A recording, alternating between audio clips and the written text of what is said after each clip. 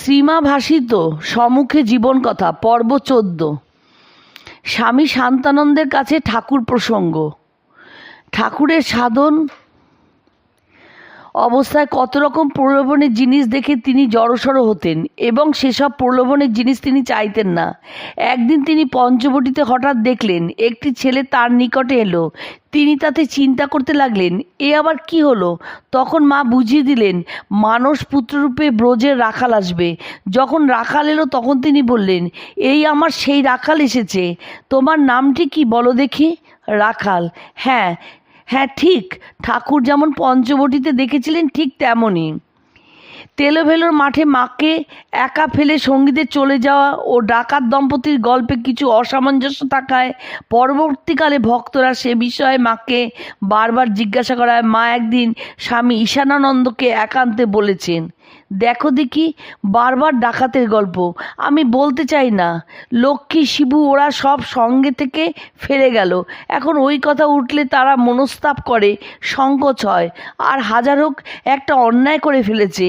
আমারই তো ভাসুরজি, আমি সকলের কাছে ওই কথা বারবার বললে তাদের অপমান হয়, সেজন্য আমি চেপে যাই। ওরা বুঝতে পারে না, বারবার জিজ্ঞাসা করা ভালো নয়। কামারপুকুরে স্মৃতিচারণ করে মা বলছেন, রান্নাঘরে কুকুর সেঁধুচ্ছে। উনি বললেন হৃদয়কে, আমরা কি এখানে থাকছি? যেমন তেমন করে সেরে দাও। আমি শুনে বললুম, আচ্ছা তো স্বার্থপর। তিনি কোথা যাচ্ছিলেন? শিওর আর যাওয়া হলো না। দাঁড়িয়ে বলতে লাগলেন, স্বার্থ ছাড়া কি কিছু আছে? এই বলে স্বার্থ সম্বন্ধেই নানা কথা বলতে লাগলেন। সে কি উচ্ছ্বাস! শ্রীমা কয়াপাট বদনগঞ্জের হাটে গিয়ে পিলে দাগিয়েছিলেন। সেই সময়ের গ্রাম্য চিকিৎসাটি খুবই কষ্টকর ছিল। এক ব্যক্তি জ্বলন্ত কুলকাঠ দিয়ে রোগীর পেটের কিছুটা জায়গা ঘষত।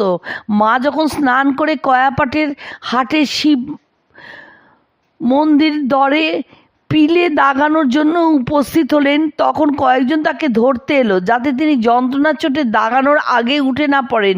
অন্যান্য রোগীদের ক্ষেত্রে এই ব্যবস্থাই ছিল, কিন্তু মা সেই সময় বললেন, না, কাউকে ধরতে হবে না, আমি নিজেই চুপ করে শুয়ে থাকব। আদর্শ নিজের জীবনে পূর্ণরূপে পালন করেছিলেন, সে কথা মা নিজ মুখে স্বীকার করে বলেছেন। আদর্শ হিসাবে যা করতে হয় তার ঢের বাড়া করেছি। মা দক্ষিণেশ্বরে যাতে ভালোভাবে থাকতে পারেন তার জন্য ঠাকুরের প্রথম রসদদার শম্ভুচরণ মল্লিক কালীবাড়ির কাছে একটি চালাঘর নির্মাণ করে দেন। সেখানে ঠাকুরের হৃদয়ের বউ মায়ের সঙ্গে থাকতেন। হঠাৎ ঠাকুরের অসুখ খুব তীব্র হওয়ায় কাশীর এক প্রাচীন মেয়ে এসে মাকে বললেন, মা, তার এমনই অসুখ, আর তুমি এখানে থাকবে? মা উত্তর দিলেন, কি করব, ভাগ্নে বউটি একা থাকবে? ভাগ্নের হৃদয় সেখানে ঠাকুরের কাছে রয়েছে। মেয়েটি বললে, তা হোক, ওরা লোক রেখে দেবে। কাশীর প্রাচীন মেয়ের পরামর্শে মা নহবতে চলে আসেন এবং ঠাকুরের সেবা করেন। ডাকাত বাবা সম্বন্ধে শ্রীমা একসময় বলেছিলেন, এমন সরল সচ্চরিত্র হলেও আমার ডাকাত বাবা আগে কখনো কখনো ডাকাতি যে করেছিল এ কথা কিন্তু আমার মনে হয়। একদিন ঠাকুর মাকে জিজ্ঞাসা করেছিলেন, তোমার ক টাকা হাত খরচ চলে? মা উত্তর দিলেন, এই 5-6 টাকা হলেই চলে। ঠাকুর আবার প্রশ্ন করলেন, বিকেলে কখানা রুটি খাও? মা লজ্জায় মাটিতে মিশে গেলেন। ঠাকুরকে তিনি খাবার কথা বলেন কি করে? তারপর আস্তে আস্তে বললেন, এই 5-6খানা খাই। মায়ের এই কথায় ঠাকুর সিদ্ধান্তে এসেছিলেন, তাহলে 5-6 টাকায় তোমার খুব চলে যাবে। ডাকাত বাবার সম্বন্ধে মা এক ভক্তকে বলেছিলেন, আমি একেবারে একলা ছিলুম, তা ঠিক নয়। আমার সঙ্গে আরও 2জন বৃদ্ধা গোছের স্ত্রীলোক ছিলেন। আমরা 3জনেই পিছিয়ে পড়েছিলুম। তারপর সেই রূপোর বালা পরান, ঝাঁকড়া চুল, কালো রং, লম্বা লাঠি হাতে পুরুষটিকে দেখে আমি বড্ড ভয় পেয়েছিলুম। তখনও পথে ডাকাতি হতো। লোকটি আমরা যে ভয় পেয়েছি তা বুঝতে পেরে জিজ্ঞাসা করলে, কে গা, তোমরা কোথায় যাবে? আমি বললাম, পূবে। লোকটি বলল, সে এ পথ নয়, ওই পথে যেতে হবে।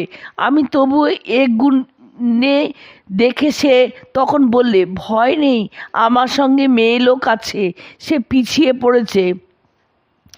তখন বাপ ডেকে তার আশ্রয়ে যায়। তখন কি এমনই ছিলুম মা, কত শক্তি ছিল। 3 দিনের পথ হেঁটে এসেছি, বৃন্দাবন পরিক্রমা করেছি, কোনো কষ্ট হয়নি।